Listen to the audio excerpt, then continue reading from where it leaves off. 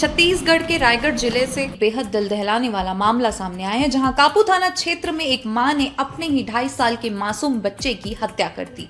जानकारी के मुताबिक महिला अपने बच्चे को लेकर जंगल की ओर गई थी और रास्ते में बच्चा चलने से मना कर रहा था, जिससे गुस्से में आकर महिला ने उसे पत्थर से सर पर वार किया और उसकी हत्या कर दी। कुछ रिपोर्ट्स के मुताबिक घटना के समय महिला नशे की हालत में भी थी और वारदात के बाद आरोपी ने अपहरण की झूठी कहानी गढ़कर परिजनों और पुलिस को गुमराह करने की कोशिश की।